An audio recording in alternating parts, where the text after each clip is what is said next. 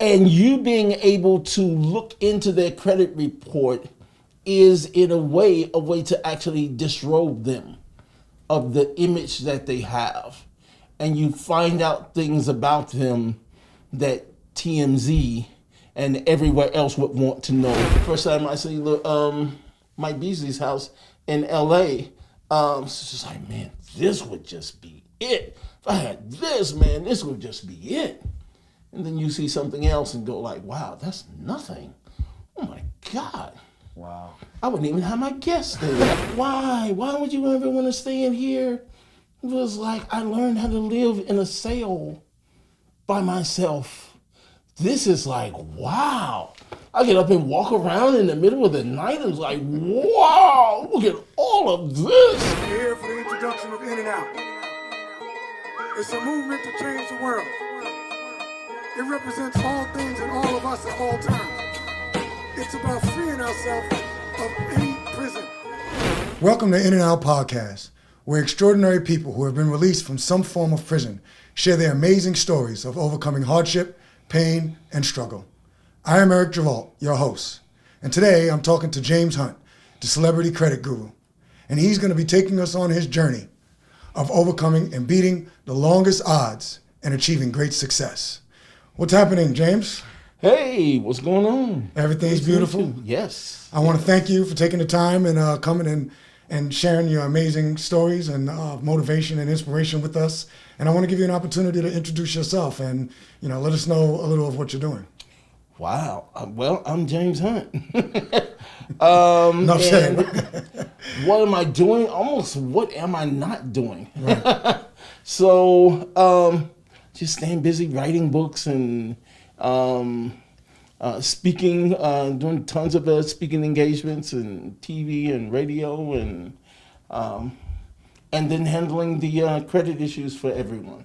That's awesome. So, yes, That's sir. what's up. So, James, it's kind of in vogue now for so many different people. There's so many different pockets of people that are trying to do the credit game and fixing people's credit and helping people get loans, business loans, personal loans, and what have you. I've known about you, James Hunt, for some time, and I know, and I can attest to the fact that, from where I stand, you're the original credit expert in this space, and I don't think a lot of people know that. But how long have you been doing credit for? And tell us about some of the celebrity clients. I don't know if you can actually disclose that, so we'll leave that alone. Leave that up to your up to you. Well, it's been forever, and my issue today with so many people that are doing credit repair is that most people have not took the time to actually study the law. And so where we met, and even before then, I spent 8 years in prison studying the law and even practicing my craft I did everybody on the entire compound, including staff, the officers, and everything else would bring their reports in and taught classes. And so it sort of prepared me for what I'm doing today.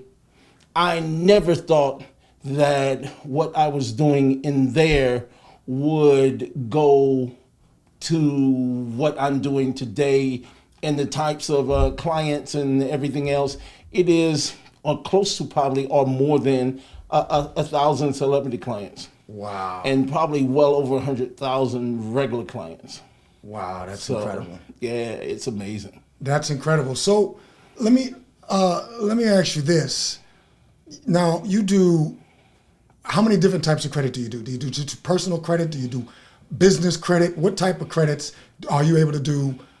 Student loans? Are you able to do bankruptcies? So we handle all things that relate to credit, and it does not matter whether it's business credit or whether it's personal credit. All things that relate to credit, and whatever credit issues that our clients are having, then it is our job to actually fight for them to bring those issues to a conclusion in their favor.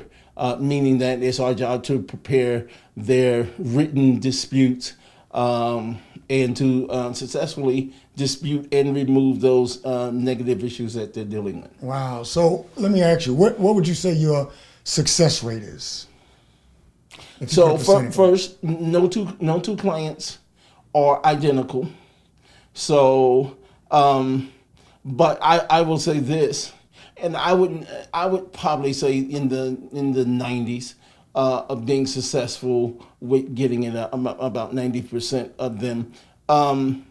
But you don't know what a client. One client will come to you and you're successful with removing everything off, but another client comes to you and you have to fight to get everything off, and then maybe you're unsuccessful with getting certain accounts off because what you didn't know at the time is that this particular client had been talking to his creditors on recorded lines, and they have trapped him into saying that these accounts have actually belonged to them, which makes it far more complicated to come behind them and to dispute it off if they have recorded conversations with them admitting it. So my what I tell everybody who I teach and to my employees, that you don't take the credit when it comes off.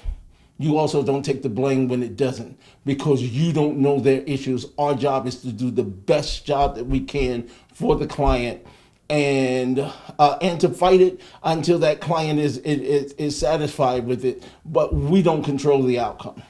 Is there a dollar amount that you would say where you could take off? I mean, do you take off thousands? Do you take off tens of thousands? Have you taken off millions? I know that you're dealing with celebrity clients all the time.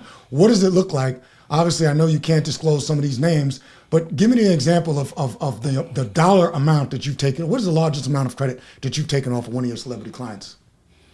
Well, so first, the dollar amount is not a factor with getting it off. So it doesn't matter how many digits the accounts are. You can successfully remove those accounts regarding of how many digits they owe. But we have celebrity clients that have had American Express Black cards, and that had 7 figures in debt on them. Wait a minute, seven figures? Which means that it was in the millions. A minimum of $1 million, in the millions. Yes. Wow. And we have been successful with getting it off. One particular one that I'm thinking of, who it took us about 7 or 8 months to get that card off because we had to keep pushing on American Express, and eventually you get it off. But the art of disputing credit means that the only outcome that is satisfactory is a deletion. And so until you get a deletion, then we just simply fight it until we get it off. I have another current boxer who will remain unknown, who has an American Express Black card, and we are currently fighting to get his off. And if he can sit still long enough and get me the mail back and on his disputes, we would probably could have gotten it removed already. But we're fighting to get all of that, but he's too busy. He's all over the place, and it makes it complicated to get his results and to find out what has been done before you dispute it to the next level. Okay, that's funny that you would say that he's too busy, because one of the things that I wonder about and I want to know, so when you deal with these celebrity clients, people that have, even some of them are not celebrities, but they have an enormous amount of wealth, do you have to spend time with them? Do you have to get to know them personally? So it's good that you do, Why but is that? no, you don't. I have celebrity clients that I've never met. And Why is it good? You say that it's good that you do. It's for the ones good that you do because, well, it's good on several levels. It's good on one level because you establish these bonds and friendships that last long beyond credit repair. So I met Vince Herbert, Tamar Braxton's husband. Okay. And when he became a client, then he referred me to Dwayne Martin. Okay. And then I got his wife, Tisha Campbell. And then from Tisha Campbell, I got Will Smith. Wow. So, Will Smith? Because Dwayne Martin and Will Smith are co-owners on the Zen Lounge in Hollywood, and so sports bar, and so if they get sued, then the judgment goes on to both of their credit reports, and so then it's my job to get them both off. Okay, so I guess my question would be: so getting to know some of these people on a personal level, does it build? I guess it builds the rapport and essentially leads to more business for you, or it could potentially. Yes, and the celebrity world is not as big as most people would think that it is. Everybody, all the rappers know all the NBA players, all the NBA players know all the NFL players, all the NFL players know all of the actors. Everybody knows everybody. And so celebrities are the kind of people who like to think that they have the upper hand on whatever's going on. And it doesn't matter what kind of celebrity it is.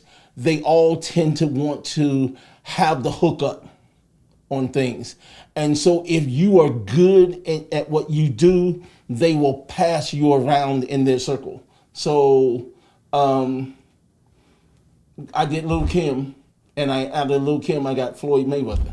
And who would ever known that they were good friends like that, but you just don't know who people know. And I got Lil' Kim through her cousin, who was a hairstylist. Wow. Okay. So it's all about. So you just don't know who people know, and all the more reason to make sure that you treat people correctly, because you don't know who could eventually come your way. Okay, that's what I wanted to ask you. So, essentially, there's no way you'd be able to have some of these clients if you wasn't, because it's on the referral system, right? So you built up a level of impeccable trust, would you say? Well, I think you have to. You have to in the sense that because they trust you to see, these days, to have a celebrity's credit report, it is almost as intrusive as, I won't say that. I was almost ready to say seeing them nude. But I mean, but it's revealing. And you being able to look into their credit report is, in a way to actually disrobe them of the image that they have. And you find out things about them that TMZ and everywhere else would want to know. And you are trusted with their secrets. Okay. To keep their secrets.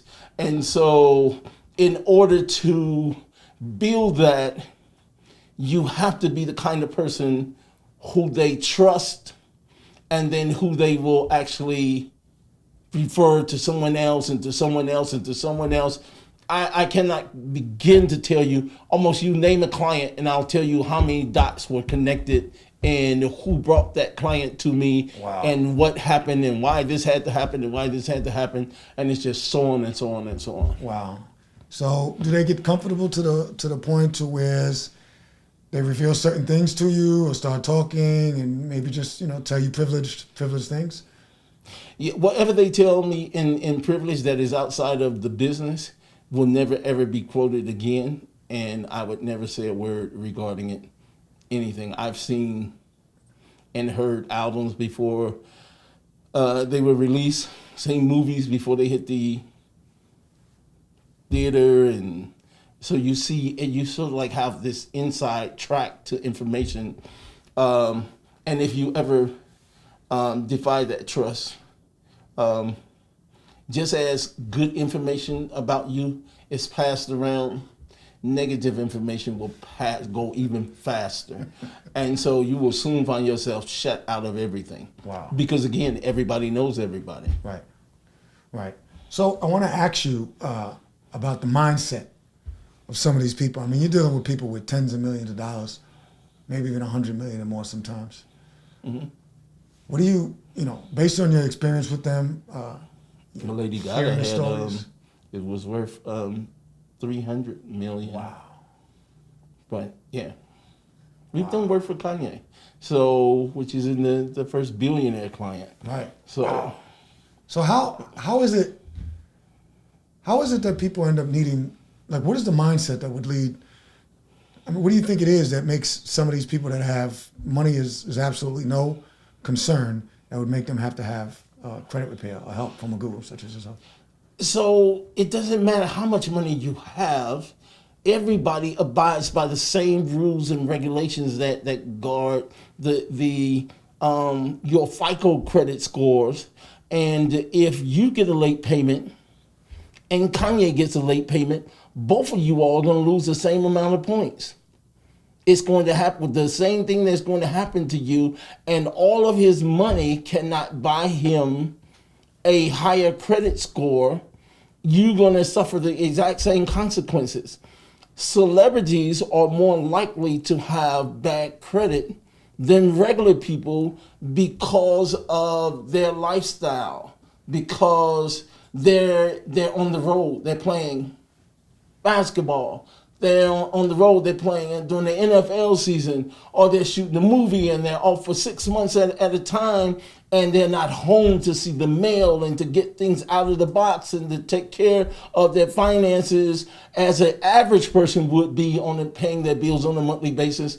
And so it's more complicated for a celebrity to maintain their credit. Wow. So do you educate your clients as well? Do you do like financial coaching? Yes. I say that you're not doing your job if your clients, celebrity or otherwise, are coming back to you 6 months later and needing the services again. So that means that you cleaned it up, but you didn't educate them. And if you clean it up without educating them, then they will soon find themselves in the same exact situations. I've had clients like, I can tell Mike Beasley's story from the Lakers, but he had never had good credit. He didn't understand credit. And when I got him, his scores was in the 300s. And so with about close to 40 negative accounts. And 40 negative accounts? yeah, so you know, if you get cut from teams and you're making all of this money, and then you're cut from the team and no team is picking you up, then that makes it extremely complicated to pay your bills and to pay. Most of them will have, I think he had 7 auto loans that he was paying. And that most of the cars weren't his, and that he was paying other people's car notes and everything else, people in his inner circle. So your job is to educate him at the same time that you're taking everything off. Luckily for me, I got him in between teams, so he spent a lot of time at my house, at the office, and I was able to educate him during the whole process. You usually don't get that. With most players, they're still playing, and so they're just simply dropping paperwork off to you and wanting you to just simply get it done. And you're lucky to get 10 minutes of their time to discuss certain things and to educate them about certain things. So, and then certain ones don't like to be preached to, so you got to deal with all of that. Wow. So if you educate them, then we got Mike all the way up into the low 800s from the 300s. But we did so by educating him. And all of those repossessions and 7 repossessions on the car, we got all of them off. And then by the time he was signed to the Lakers, I was right back with him at all the dealerships and buying all new cars, financing all of the new cars and shipping everything to LA. Nice. So he went from 3 to 800, but he got educated along the way, which allowed him to actually stay up and to keep his credit score up. So I hear you say that you educate them on how the actual process works. how a FICO score is actually evaluated. Do you find sometimes you have to also help them with a mindset change because even if they know exactly how it works, do a lot of these guys overspend, or do a lot of these guys like just spending wrong? Yes. So you can't really Guys and girls. control the way they spend their money. And so you can tell them, but these are not like regular people. Celebrities are not like regular people. So you can't just like tell them, don't do this and don't do that and don't buy that much. A lot of my clientele, they don't shop at Lenox Mall or Phipps like a regular person does. They get met outside with a professional shopper that shops every store in the mall and can get them anything and can ring up anything at any store. They're not simply shopping at Neiman Marcus, but the person that they're ringing up at Neiman Marcus can actually ring up things in Gucci and ring up things Wait a in. minute, hold on. What is it? Tell us what is it? Is that a real thing? What is a professional? It's a professional shop. What is this professional shop? Well, you have to like call them and let them know that you're coming. But so all celebrities know that. So, and that also means that it comes with a professional shopper usually comes with security also. And so you let them know that you're coming and where you're going to be pulling up at valet, preferably the valet that's closest to Neiman Marcus and everything else. And you will be met with the shopper and security. Wow. And you go from store to store. You don't pay for it until you have finished shopping at all of the stores, and then you pay. Wow. And the money is sent to the stores. Incredible. Is that how you shop? No, but I've been on those shopping trips. and the good thing about celebrities is that they're quite generous. And so they will give you money as like no option at all. So they buy whatever you want. It's whatever perks. you want, it's benefits. I remember having an argument with someone in Louis Vuitton. And I come into Louis Vuitton, a celebrity client and his wife. So he's famous and his wife is famous. Okay. Now I don't want to say too much because you'll know who it is. Yeah. But obviously they live in Atlanta. And so they were trying to buy this dream house. Both are clients, but you're about to close on this house soon. And I go in, and as soon as I walk in the door, she's at the register with him, and I see tons of bags and luggage and everything else, and I just snapped out. Because I understood if you do this and you put it on the card, you're not going to get the house. Why not? You're not going to get the house because you have overspent on your credit cards. And Well, as soon what do you as mean by that? if you spend more than 30% of your available credit, it's going to tank your credit score. Really? And even if I pay on time? Yes. And even though the mortgage companies, even if you paid on time, but the mortgage company has pulled your credit report and see what your score was at the beginning of the process. Really? They were about a week away from closing. And it was like, if you pull this, if you spend this amount, and I found out it was close to $27,000 that was spent in that particular store. Then, and they had intentions of spending it at other stores. It would have tanked their credit cards, and it would have dropped their scores. And in a heated exchange, that they actually had to pull us away and take us into the back area, like in a private room in Louis Vuitton. And I had to make them understand that unless you got $27,000 in cash, because your billing date is not going to go around in enough time, and if you walk out of here with these packages, then you're not getting the house. You can kiss the house goodbye. You won't get it. And so it took about an hour, and they put everything back. And did not purchase it. Obviously, the sales people at Louis Vuitton was mad at me, but It was a point, and that they thanked me for later when they close on the house. Now you can go and do whatever. You can spend twice that amount in Louis Vuitton, but you can't spend that when you're trying to close on the house and your closing date is a week away.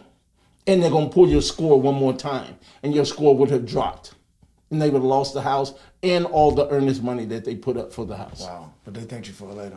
Yeah, and it was a $7 million house. Jesus. Wow. So it was a substantial amount of earnest money that they put up for that house that they would have lost also. Okay. What type of earnest money do people normally have to put up for $1 million, multi-million dollars? It depends. It depends on what their credit is. It depends Okay. on what the circumstances are. Okay. Do you educate people outside of just people who are getting you to fix their credit? Do you have educational programs? Do you do master classes? Yeah, so I had a master class that was up for about 2 or 3 years. Really? And it's still up on my website, but people still ask me about it, and it's like I stopped that like years ago. What is your website? Up on my Instagram. Instagram, okay. And Instagram and Facebook. But I was supposed to be sending the diplomas and your certificates and all of that, and you just get busy, and it's like I was like, students mad at me, so I was just like, all right, let's do something else. All right. So Now, you're an author also, aren't you, James? yes, You have over 7 books. We have 7 books. 7 books out. Dropping the Ball is coming out now. Dropping the Ball? Which will be number 8. Dropping the Ball is a book called Dropping the Ball: Why Athletes Go Broke, and it is a discussion about the fact that athletes are not educated when it comes to their finances, and especially when it comes to their credit. And so they sign these multi-million-dollar deals, and they get all this money, and then they realize that they can't buy a house or rent a house because of credit issues. We recently had I won't tell his name because he talks too much, but he got signed with Atlanta Falcons. Okay. He only stayed with Atlanta Falcons for a small amount of time, like weeks, before they traded him to Golden State Warriors. Okay. That's almost telling too much. Y'all can figure that out. Just do a little bit of research. And so, and he got a ring from there, and then he got another ring and transferred to another team and got another ring. Okay. And, while he was still a rookie. So 2 rings. But he didn't have the credit to even to get an apartment. And we had to have someone else to get the apartment in their name and put him up at the Mezzo on Peachtree. So we put him up at the Mezzo, and then I had to help him furnish the apartment. So I went to Cantoni's and we did all the shopping. And as soon as we got the whole place the way I wanted it to look, which was almost like a carbon copy of my place, and and then they traded him. Wow. And then we gotta ship everything and now find a place for him in on the West Coast. Unbelievable. So crazy. You trained athletes before. Basketball? Did you do NFL also? Did you what do a do you seminar? mean by train? Well, didn't you do an when educational it seminar comes, on finance? Yes. when it comes to that was so for 2016-17 season. I was an employee of the NBA, in that they booked me to speak to I think it was 692 players, and we had every team in the NBA had to sit down and do a 3-hour session with me concerning their credit, and for me to answer all the questions and everything else. When we did the Hawks, we did it at a restaurant, and they shut the whole restaurant down, and we had the whole restaurant and event, and all the coaches and their wives. I think it's always better when you have the wives and everything else, because most players go into bad credit behind their wives. It's one thing to educate them. It's another thing to educate the wives, because if you just simply educate them, then the wife won't understand when he's saying no to his credit cards, okay. and she won't understand what she's doing and how she's hurting him as she's doing these massive shop trips. Gotcha. So outside of spending cash, spend the cash, but as it relates to his credit, don't spend it on the credit cards, or you're going to tank his credit scores. Okay, so it's better to spend the cash. Yeah. Okay, that's a goal. So the women, the wives, and the girlfriends were extremely educated, and they asked more questions than the players did. How'd you get that gig? So I was in New York at the Madison Square Garden, and I was talking to Beasley. Was then playing for the Knicks, Michael and Okay. so before he went to the Lakers, All right. he was with the Knicks, and then the Knicks wasn't going to sign him, and he was like in limbo, and then finally Magic Johnson picked him up, and actually LeBron put in the word so that he could actually, because LeBron put in the word to get him moved to Miami too, when he played in Miami. And then I was there, and we were talking to them. When you go in and you're talking to them during practice, everybody. I was talking to Mike and about 3 or 4 other players, and then before we knew it, we were seated on the bleachers. This was like after practice, before the game, and when the stadium was dark, only lights was on the floor, and then coaches were coming around, and then their individual coaches that they deal with, that they train with, were all coming around and asking questions, and then it got to about 20 or 30 people, and Michelle Obama's brother is an official for the Knicks, and he then said, "We need you for the NBA." Michelle Obama's brother said that to you? Yes. Wow. And he's the one who made the connections. So I got a phone call about 2 or 3 weeks later, and for next season, and for that whole thing, I would never commit to that again, because it was like too much traveling and too much going back and forth and everything else. But it was a good experience. I will say I knew every player. For that season, I knew every player. That's impressive. Yeah, it was impressive. James. Even LeBron James had to sit through my lecture. Did he? It's mandatory. Oh, okay. Things like that are mandatory. Wow. Okay. Very good. So James, what's your passion? Working and doing what I do. I like every aspect of what I do. So my passion is in building, always in building something. It's like, let me build a podcast. Let me build, let me write a new book. Let me come up with a concept. I like the idea that I had this ideal in my head, and I made it happen, and I worked and made all of this happen, and now all of these people are doing what I want them to do because of this ideal that I had. Wow. So does it make you feel? Validated. So validated in the sense that, okay, we like what you bring to the table. Validated in the sense that you have this amount of talent, and that your talent is opening all kinds of doors that you would have never got in before. I heard other people talk about these doors opening for you. And when I went to Will Smith's house in Calabasas, and you open the door, the door is 12 feet wide and 12 feet tall. And it's like on a roller. And I had one of my, Julian, I don't know if you met him, my employee Julian, with me.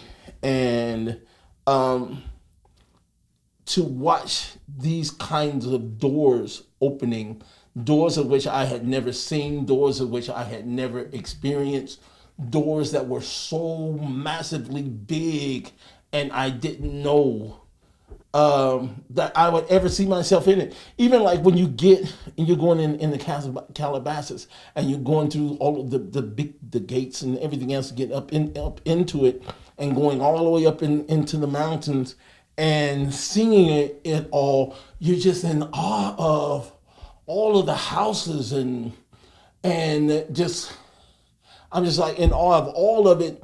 And then you come to the door and you meet their staff, and your name means something. It's James Hunt. I'm here to see Will, and the door opens. Come right in. Wow. And I tell everybody the story about Will Smith and how this foyer, you could sit my whole house in his foyer. But he got a million stories to tell you about every little single thing. Some did this, and when I did this, I was over here, and I was in this country, and I did. Yeah, it's just a million stories. I was like, come on, let's just get through. Wow. This is just like But I mean, they want to tell you everything. Right. Some of it was extremely interesting. Huh? Do you see Will Smith often? So not since the whole. That's what I was going to ask you about. Yeah, not since. And I think that if you're wise and you want to maintain friendships, then you make sure that you don't call him, and you make sure that you don't say anything, that you don't weigh in on social media or otherwise. You just simply don't say anything. Let it pass. James, there's an underlying characteristic that I've noticed, and I've read about a lot of people who have achieved a tremendous amount of success. So I want to ask you, because you've achieved a level of success that would put you at the highest stratum of the field that you're in. Credit. Oh, the field, all right. The field that you're in, and credit. You're at the top of your game when it comes to, from anyone I know, and, social media or what have you. Have you been doubted before? Do you feel like you've been doubted before, James? Mm-hmm. By everybody. Where does that come from? More importantly, doubted by my family. Your family? So, yeah. So, when I first got home from prison, one of my nephews came to see me. And then a couple of more of them came to see me. And from Chicago, came from out of town. And they came to see me. And the first thing their mother said was like, why are you going to see your uncle? Why are you going to see him? He gonna have you getting caught up in doing something illegal and all that kind of stuff because of my past that led me to prison. And they did not know the vision that I had and what I was about to do. And they doubted me. And they sort of like forsook me. They forsook me first for the whole 8 years that I did in prison. I had no visits from not one ever. Wait a minute. How many years did you do in prison? 8. 8 years. Yes. And you had so by the time I got to Montgomery, it was almost over with. And you had no visits. No visits, not one. I made not one phone call for the whole time. No letters. No, nothing. So it teaches you. So people ask me, you live in this big house by yourself. Why? Why would you ever want to stay in here? It was like, I learned how to live in a cell by myself. This is like, wow. I get up and walk around in the middle of the night and it's like, wow, look at all of this. So it's like big to me. And so I have this thing where I don't sleep. I sleep in different rooms every night. I don't sleep in the same room. I don't sleep in the same room for 2 nights in a row. So I bounce around.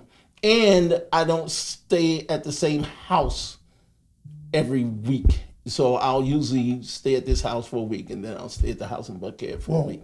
For a little clarification. So this is one of your this is a big house. This is a real big house, y'all. And this is not in Buckhead. You can disclose if you want where this one is. It's not up to me to do that. But you have another really big house in Buckhead. How many more do you have? That's it. Okay, all right. That's it. Most people don't, let alone don't have 2 mansions that they just sleep at. But when you say that, what keeps you humble is I know all the real people. I've been to all their real houses, and their houses make my house look like a crack house. So they're like, whenever you get a chance to like start thinking like I want an ego trip and like, yeah, I got my trip going on and everything else, and then you go to someone else's house and it's just like, wow. I want to tell you the story about LeBron and Mike Beasley when he was playing, and LeBron called and said, asked Mike to come up the hill. Mike lives near the bottom of the hill. Michael Beasley was living near the bottom of the hill in L.A. LeBron lived at the top, near the top. Okay. It was a 3 to 5 minute drive. Mike didn't want to go, but he kept stringing LeBron along, saying he's coming. He's waiting on somebody to come do his hair, which he was, waiting to get his hair braided. And then, okay, I'm like, all right, so then we're going to go as soon as you get your hair braided. We could actually go up there before she gets here because she ain't even here yet. We can go up there and then come back down. I was like, no, I'm going to wait until she get my hair. And then LeBron calls back. And he's getting his hair done, and he's going to tell him how many. Yeah, I'll be there in about 20 minutes. And then it doesn't happen, and he kept stringing it along. Finally, he says, I didn't want to go up there, and I don't like going up there because the way that he's living, I don't even want to come back to this house. And his house is gorgeous. The glass is contemporary for LA, with the big glass walls and everything else, the glass. Oh my God, with the whole panoramic, the rooftop is just all panoramic, so you could see the Pacific Ocean all downtown. It was no restriction in his view. So he sat at a good place on the hill where you could see everything. And I wouldn't say jealous, but he didn't want to go to LeBron's house behind how LeBron was living. Wow. It's crazy. And then I'm like, my thinking was, you're a Laker. A Laker is a Laker is a Laker. Right. But you realize that it really isn't, and you can be on the same team, and there is this and this. Wow. I guess like all things in life.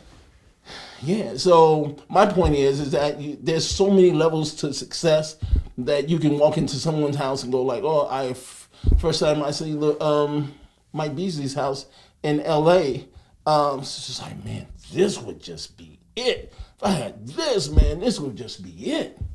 And then you see something else and go like, wow, that's nothing. Oh my God. Wow. I wouldn't even have my guests stay there. I wouldn't even use that as a guest house. So living without distractions, where did that come from? So when you first start coming up and you first start succeeding and having any level of success, the first question was on everybody's mind. I wasn't even this was like about 4 years out, and I'm coming up, but everybody seeing me with these celebrities and they see me do everything and I was doing a lot back then, but it's not like what I would be doing later. But at that point, it was a lot. And so everybody would say, how would you, every interview that you do in every magazine, every time you're invited to do an interview like this or whatever, first question is, how do you attribute your success? And my point was almost like, duh, I don't have a life. I don't have any distractions. So it's of course I'm going to be successful. I'm married to my business. I don't have a relationship. I ain't sleeping with nobody. I'm just all centered on my business, and I have no distractions. So there's nobody pulling me in a different direction. No one can ever get me to do anything outside of what I'm doing for my business it is the number one motivator for me, period. Wow. So would you be able? I mean, what advice would you give to someone else that is trying to accomplish something? On having a singular focus as you did, such a laser focus. So I think a singular first. I think first you should strive for success before you get to children, before you're in a relationship, because relationships pull you in other directions. Most women want your most valuable possession, and that's not money. They want your time, and they rob you of your time, which is the thing that you can never get back.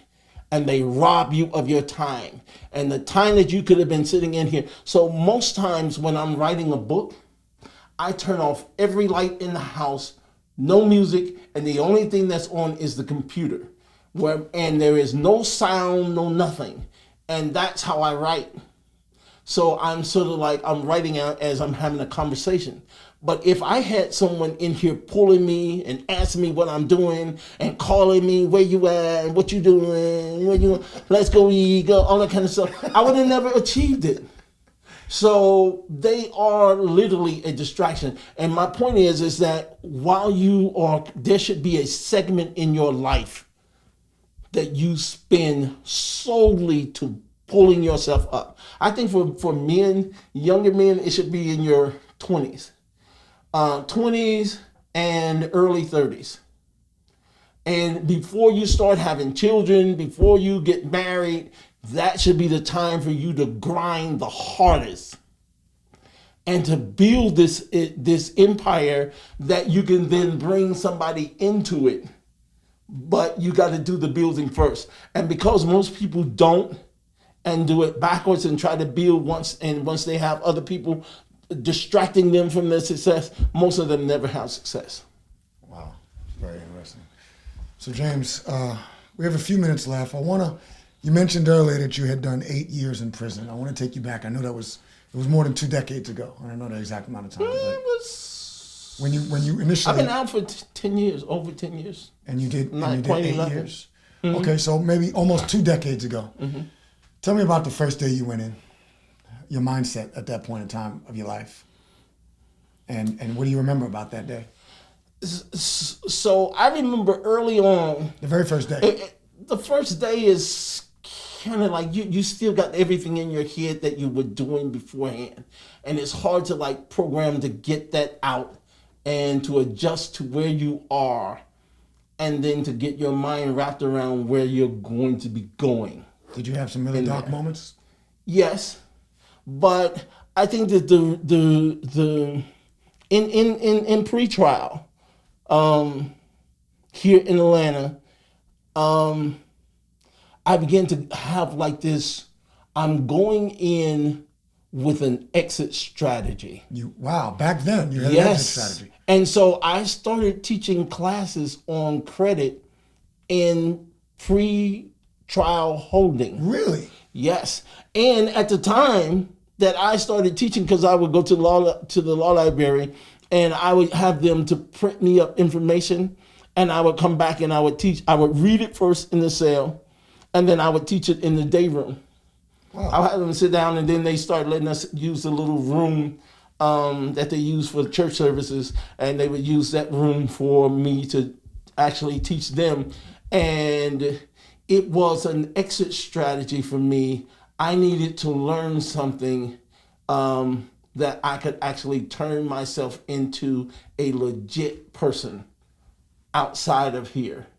And so it was learning everything was my exit strategy to get out. So that focus started while you were actually in prison.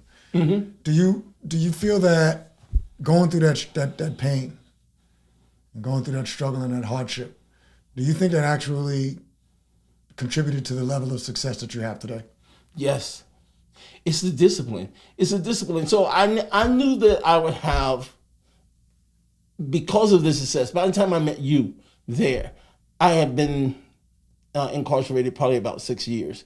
And I knew that I would be successful. When I met you, my class was so in demand. I had everybody, they would sit out in the hallways. The people who couldn't take my class would sit in the hallways and every possible seat was filled, and they sat on the floors and everything else to hear what it is I had to say. I remember that. So and then the educators and the officers and everything else would come to me on the side and all during the week to ask me questions. Not just the inmates? Yeah, not just the And the inmates. educators? Yes. And I did their credit. And they would bring You me did their the wives. credit of the COs The and officers, the lieutenants, everybody. Everybody. Okay. So, and they brought their wives' credit reports and everything else, and they would bring it to me and tell me to prepare their disputes and how. And then once it became knowledge that I was cleaning up the staffs, then you sort of like got all kind of perks and everything else. But I worked in the kitchen the whole time. Okay. So I you was never eating good. So I was trying to lose weight. I left there skinny. I was like you. But what I mean is you got whatever you wanted out of the kitchen. Yeah, I got whatever I wanted, but I worked in the kitchen. Okay. So you got it anyway. So I got that anyway. Okay. But I was more concerned with the knowledge of how to do it. Doing staff, it's one thing to do the inmates. And that taught you, because they would bring their it was mandatory to get your credit report. You had to have get your copies of the credit reports in order to take my class. And during the course of you taking my class, I would clean up all of your credit. Wow. So by the time the class was over with for that group of students, I would have cleaned up everybody's credit, and then I'm ready for the next group. Wow. And so the warden made it mandatory that everybody had to take my class. Wow. It was mandatory. Really? So you put together a whole strategy while you were in prison? Yes. And then you executed when you came out? Yes. And so, but I thought, my thinking was, I'm going to be successful I'm going to have a cool apartment, and I'm going to have this basic car, and I never thought of a house. I just thought, just have this basic life, and I'll be successful. Okay. Well, and that's that's what I called success. I never had any idea of a celebrity or anything else. That never crossed my mind. Okay. All right. Well, we just got a couple more minutes, and I want you to, number one, what other things do you have upcoming that you're working on? And then also give everybody a chance to know where they can find you at, your social media handles and whatnot. Well, I'm doing this as much as I can. So I'm always writing. So dropping the ball it will be the next book to drop. But you can find me on social media. Who is James Hunt on Instagram, James Hunt on Facebook, James Hunt on Twitter, and I'm always educating all of my followers regarding success. All right. There you go. There you have it. The celebrity guru, James Hunt. You know where you can find him. He just told you. You know where you can tune in with us, and you can see the replays on In and Out WW on all platforms. That's INNOUT WW. In and Out. Thanks for joining us. Thanks for coming out.